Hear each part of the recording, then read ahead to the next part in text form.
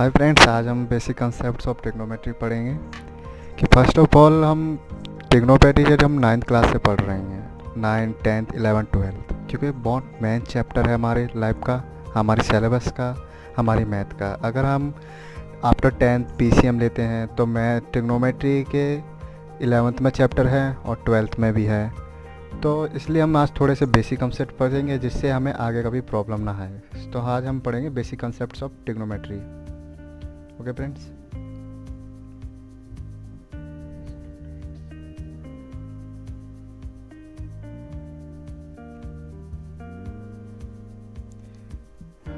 जब भी आपने कभी ट्रिग्नोमेट्री, कभी आपने किसी से पूछा हो कि यार ट्रिग्नोमेट्री क्या होती है, ट्रिग्नोमेट्री की एप्लीकेशन क्या हो, ट्रिग्नोमेट्री यूज़ कहाँ आती है, फर्स्ट ऑफ ऑल ट्रिग्नोमेट्री होती क्या है, अब मैं आपको ये बताऊंगा। कि वो ट्रिग्नोमेट्री एक ग्रीक वर्ड है।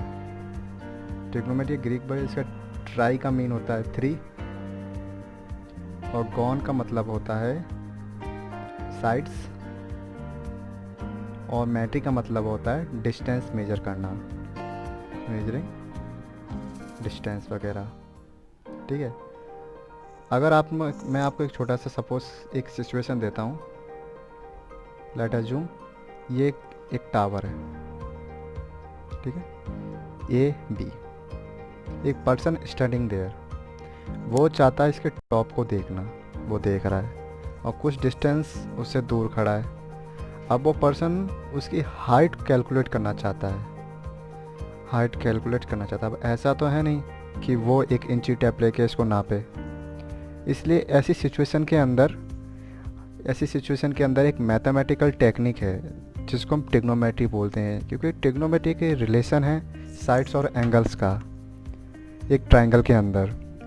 इसलिए ट्रिग्नोमेट्री इंट्रोड्यूस हुई है। अब हम ट्रिग्नोमेट्रीज के रेशियोस पढ़ेंगे। ट्रिग्नोमेट्रीज के रेशियोस कौन कौन से हैं? ट्रिग्नोमेट्री के में से मेन 6 रेशियोस हैं।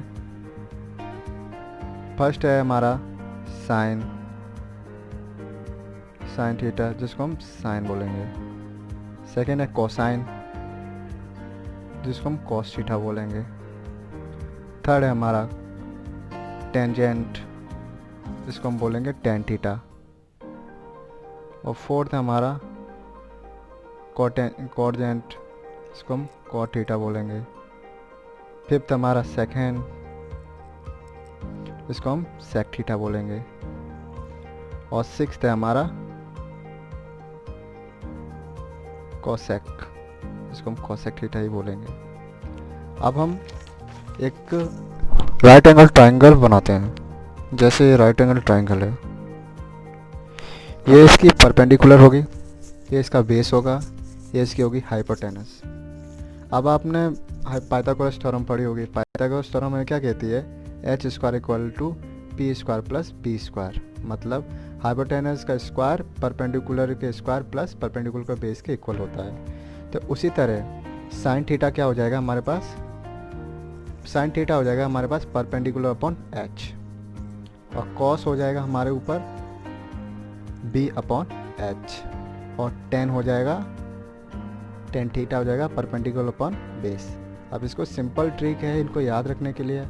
इसको हम इनको ऐसे भी कर सकते हैं, पंडित बद्री प्रसाद अपॉन हर हर बोले। ये हमारा हो गया साइन, ये हमारा हो गया कॉस, ये हो गया हमारा टेन थीटा। अब जो कॉसेक है, जो साइन का उल्टा होता है रिवर्स, तो हम इसको एच अपॉन पी ले लो, ठीक है। और जो कॉस है वो सेक का उल्टा होता है, तो एच अपॉन बी। और जो टेन है जो कॉट का उल्टा होता है, बी अपॉन पी, ठीक है। अब इनके अंदर थोड़े छोटे मोटे रिलेशन से आपको याद रखने पड़ेंगे। जैसे साइन थीटा हो गया 1 अपॉन कॉसेक का रेसिप्रोकल, सेम कॉसेक हो गया 1 अपॉन साइन का रेसिप्रोकल। इसी तरह ये सब एक दूसरे के रेसिप्रोकल हैं, ये आपको याद रखना है। और कुछ अब हम इनके क्वेश्चंस भी देखेंगे, छोटे मोटे क्वेश्चन। जैसे कोई पूछ लिया साइन 4/5 दिए रखा है और बाकी सारे एंगल्स फाइंड करने हैं हमको। अब पता है हमें साइन 4/5, तो ये हो गया हमारा P, ये ओपन हो गया हमारा H। तो यहाँ कमी किसकी? हमारे पास बेस की। अब बेस हम पाइथागोरस से निकाल लेंगे, तो बेस निकालेंगे 25 नहीं H square equal to P square plus B square, H square P square plus B square, ऐसे करेंगे हम। तो एच कितना हमारे पास 5 है, 5 का स्क्वायर 25, और पी कितना है हमारे पास 16, 4 है, 4 का स्क्वायर 16 और बी स्क्वायर, इसको यहाँ भेज देंगे 9 बी स्क्वायर अंडर रूट नहीं 3 आ गया, ये हो गया बी हमारे पास हो गया 3। तो हमारे पास अब बी भी आ गया, एच भी आ गया। तो अब हमें ये सब पूछे हैं, इनमें पढ़ते जाओ। कॉस हो गया बी अपॉन एच तो 3/5, टेन हो गया P upon B, 10 B upon P upon B तो हमारे पास हो गया 4/5।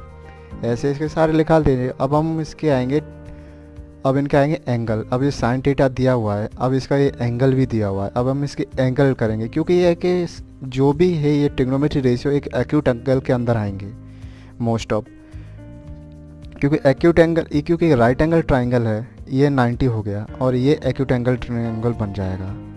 तो हम इसको एक्यूट एंगल में कंसीडर करेंगे। तो हमारे पास अब हम निकालेंगे इनके एंगल्स पे वैल्यू क्या होगी, साइन थीटा कॉस थीटा इनकी, ठीक है। तो ये हमारे हो गया 0 डिग्री, 30 डिग्री, 45, 60 और 90 डिग्री, ठीक है। और ये हो गए हमारे रेशियोस, और ये हमारे हो गए एंग थीटा। तो साइन थीटा साइन 0 कितना होता है, साइन 0 होगा 0, और साइन 30 होगा 1/2, और साइन 45 होगा 1/√2।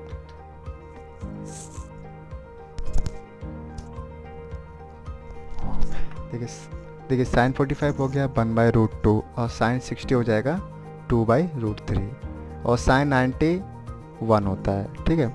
अब जो कॉस होगा, कॉस इसका उल्टा कर दीजिए, 1 2/√3 1/√2 1/2 और 0।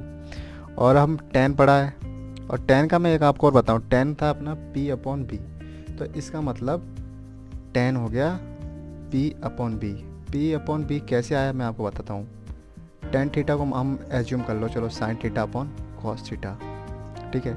साइन थीटा था अपना p अपॉन एच और कॉस थीटा था अपना b अपॉन एच, तो एस से एस कैंसिल, तो p upon B, that's mean ये करेक्ट है, ये भी करेक्ट है।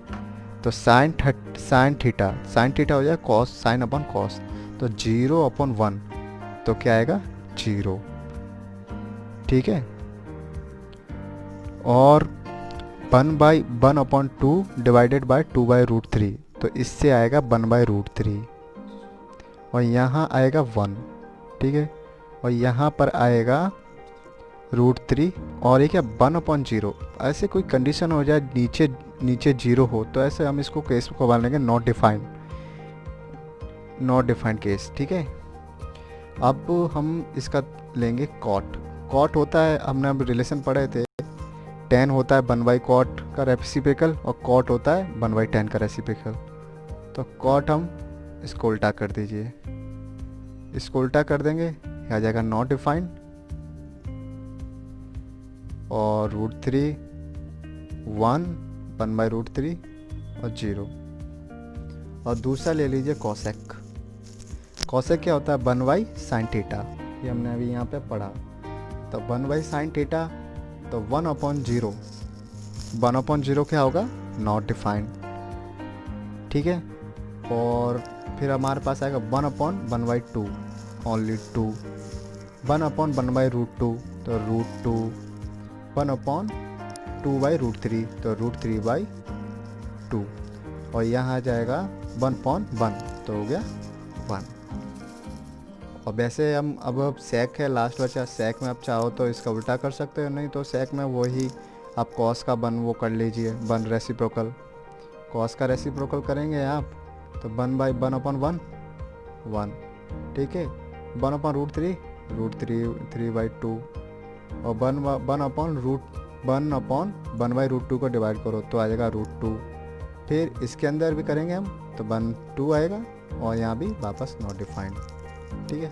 ये है angles, sin 30 plus cos 45 degree minus sec 30 degree upon tan45 minus cos 60 degree plus sin45।